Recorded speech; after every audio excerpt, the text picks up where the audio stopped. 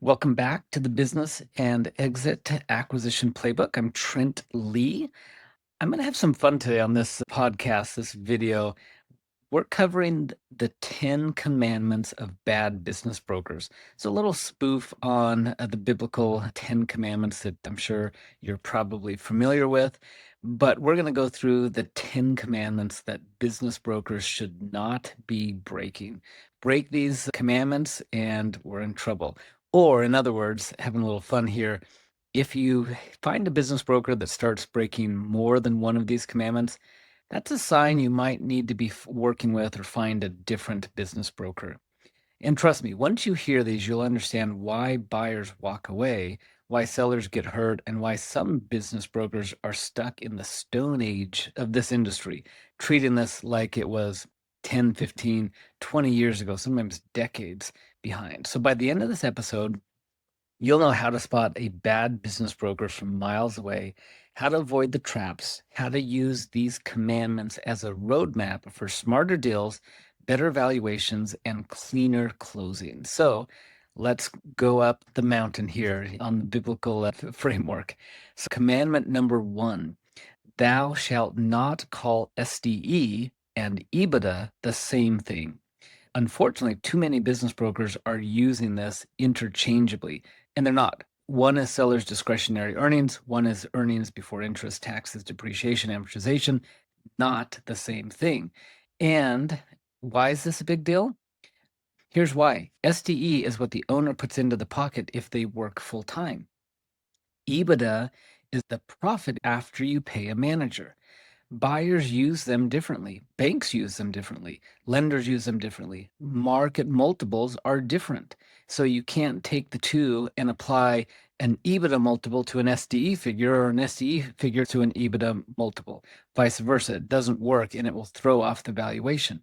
Risk profiles are different based on SDE versus EBITDA. And if a broker mixes them up, they mess up the valuation, the multiple, the debt service coverage ratio, bank approval, and the buyer's cash flow. So, why does this happen? The price gets inflated, the seller gets unrealistic on the price, the buyer gets confused, and the deals die out in the biblical wilderness because bad business brokers don't know how to distinguish and don't know how to apply the appropriate market multiple to SDE versus EBITDA. So if you see that SDE and EBITDA are treated like twins, run away because they're not the same thing. Commandment number 2, thou shalt not create sloppy rounded add backs. Behold, I give unto you an SDE of $500,000 flat. That feels like it's rounded and made up, and there's no backup, there's no proof. They're just rounded numbers floating from heaven like manna. Buyers always ask me, how can I tell if the SDE is real or if the broker just guessed? Easy. Look at the add backs. Sometimes I look at Sims, executive summary, pitch decks, and they don't even list the add backs very well, let alone how they account for them. Are they rounded numbers? If you look at the owner's discretionary expenses, their personal car payment, their wages, for example, and it says $40,000, even rounded, it's a business broker that's breaking the commandment. They need to be very specific numbers. They can't be rounded and they need to be tied back to the financials. Ideally, they need to be able to match up on the tax returns. A good business broker needs to back up the add backs with documentation. Are there personal expenses that sneak in? That's normal in all businesses, but you have to back in and add them back very specific, not rounded numbers. The rounded number is a lazy business broker who had a casual conversation and the seller said, I pay about $30,000 a year in my personal auto. No documentation, no backing it up, and they throw that in there as an add back. Sloppy add backs is the first plague. A good add back schedule is the promised land. Commandment number 3, thou shalt not ignore the buyer's livable wage. This one drives me crazy. I see this happening all the time. Imagine a broker saying, thou shalt not eat after closing. That's what it feels like when a broker lists a business without factoring in a buyer's livable wage. That is a sin of omission. Buyers always ask, or they should ask, why does the livable wage matter? Isn't SDE enough? No, unfortunately, the bank expects you to pay your bills, feed your kids, and not live in a cave expecting manna from heaven to drop down and just magically show up. If the business can't pay for the buyer's life and the loan, the DSCR collapses like the walls of Jericho. So you have to make sure that you factor in a buyer's livable wage before you factor in the debt service coverage ratio.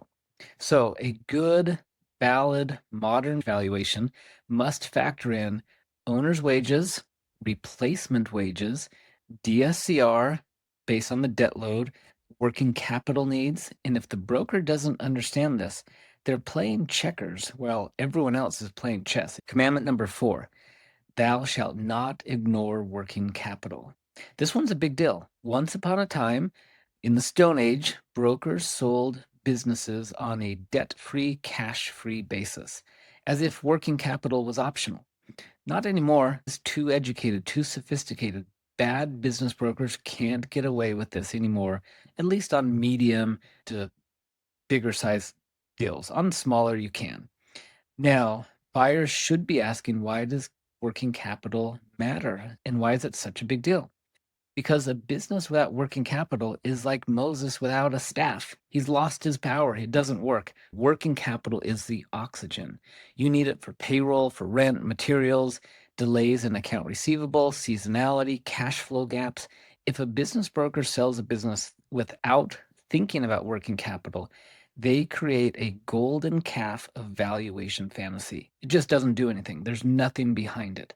Now, that's not to say the working capital has to be included from the seller or can't come from the SBA lender. For now, I'm just saying make sure that you factor in working capital and that it's coming and it's accounted from somewhere, whether that's included in the purchase price coming from the seller, whether that's coming from the lender. You need to know what that is and you need to factor it in. Commandment number 5, thou shalt not add back more than one owner's wage. Now, this one's one of the greatest sins of bad business brokers. A broker says, this is a husband and wife team. They only count as one person. It does not work that way. If the two owners work in the business full time, this is not one salary. You need to replace the two people. Now, the buyer might be able to replace one of those people, but they then have to go out and hire at a fair market wage to replace the other one. So don't allow bad business brokers to break this commandment and try and add back both owners' salary when you know as a buyer you can't do the job of both of those people. So as a buyer, you need to ask, how do I know if an add back is real or fake in this area? Look at the labor. If the two people work, you need two replacements. If three people work, you need three replacements. You can't multiply bread and fish in the add back schedule and make more numbers than it really is when you start out. So, commandment number 6, thou shalt not post on BizBuySell and pray for buyers. This is what I call the lazy Moses syndrome. Brokers post on one listing site, walk back down the mountain and say, we've done our work. That's all we can do to find the buyer. Now we have to wait for buyers to find us. There's no buyer outreach. There's no industry lists. There's no targeted database. There's no nurture system. There's no follow-up. There's no segmentation from their own list. And then they wonder why deals die or why they take so long to sell. So you need to ask yourself, what separates modern business brokers from the ones that are stuck in the past in the Stone Age? Simple. Modern business brokers have at least a number of these items. They build a list of buyers by industry. They run campaigns. They have email that they're able to segment their list and then target and communicate with those people. They use automation. They have a CRM. They nurture buyers and sellers for months, sometimes years. They call their top prospects. Some of them run retargeting marketing. They pre-screen buyers. They qualify proof of funds. They prep buyers before speaking to sellers. Old school brokers, they post a listing and then pray for manna to fall from heaven and just hope that it works out. It's not the world we live in anymore. Commandment number 7, thou shalt not skip justifying the asking price. If you ask for a price, you need to show the math behind it. No guessing, no industry standards, not this is what the seller wants or this is what the seller needs for retirement, and that's magically the purchase price. You need to ask yourself, why don't brokers justify their asking price? Because many don't know how to do it. There's a difference between a broker and a business appraiser. Most business brokers aren't licensed as business appraisers. And so they don't, some of them are just sloppy and not educated.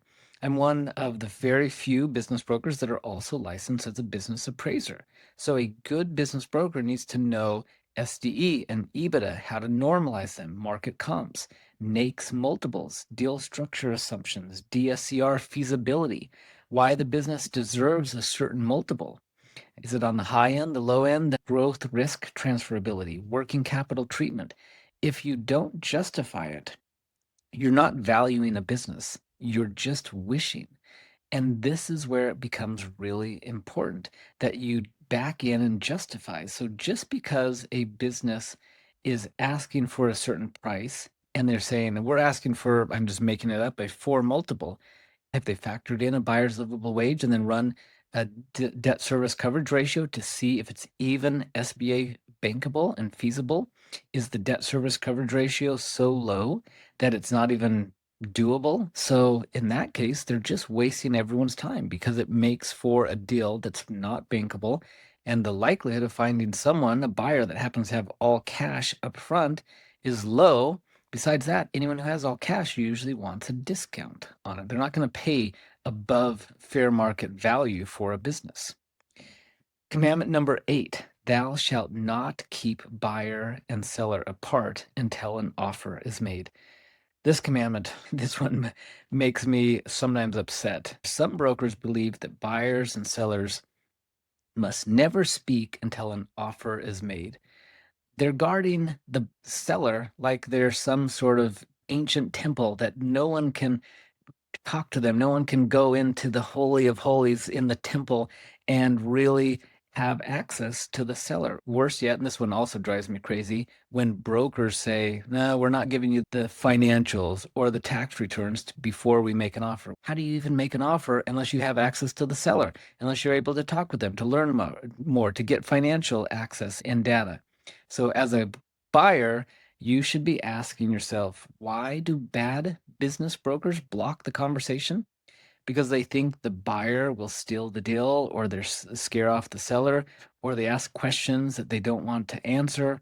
But when a buyer and seller talk early, the way it should be done, it builds trust, it clarifies growth, surprises shrink, fears drop on both the buy side and the sell side, and deal confidence rises. And not to mention, now we have a buyer who can make a good, educated offer because they have access to the data that they need. So you want to be talking to sellers ASAP with a structured agenda and making sure that you're prepared and have gone through all the material to have a good buyer seller meeting.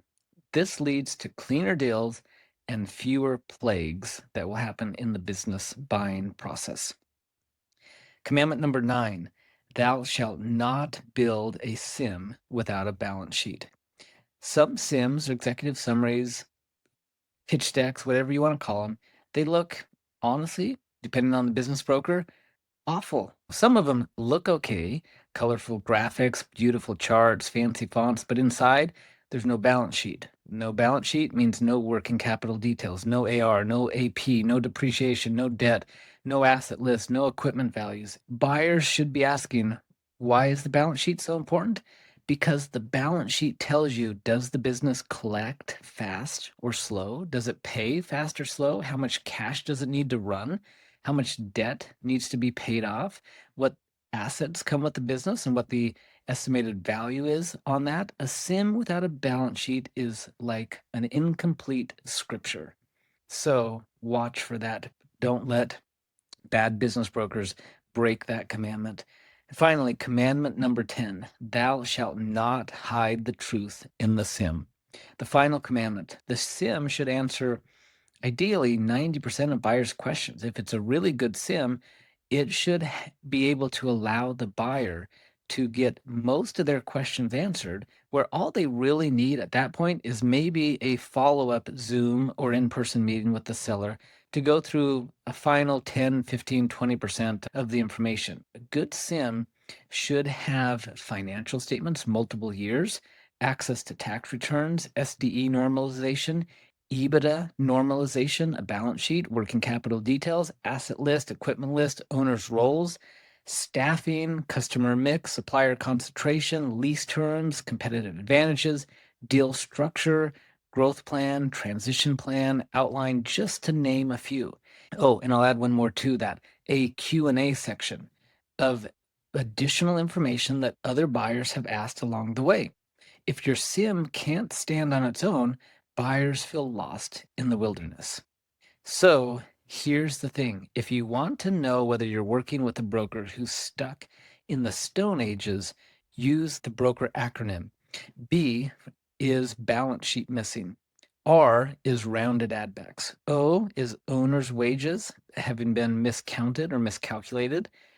K is knowledge of DSCR. Is that shown? Is that calculated? E in the broker acronym is EBITDA and SDE mixed up. And then R is reactive marketing, no outreach. If you see three or more of these commandments being broke, run away. Find a new business broker who isn't breaking at least two or three of these 10 commandments of bad business brokers. So I hope you had a little fun with this episode and you learned something. It's been fun to go through old comparisons and biblical comparisons. If you happen to be a buyer or a seller that wants to learn how to value and sell a business, I do free business valuations. I have a free business school community with over 30 hours of content, step-by-step video education, where I walk you through the entire process of deal sourcing, financial breakdowns, SDE versus EBITDA training, DSCR formulas, due diligence checklists, negotiation scripts, how to talk to brokers, how to talk to sellers, and what to do to really get your deal across the finish line. It's all there and it's all free. You just have to join.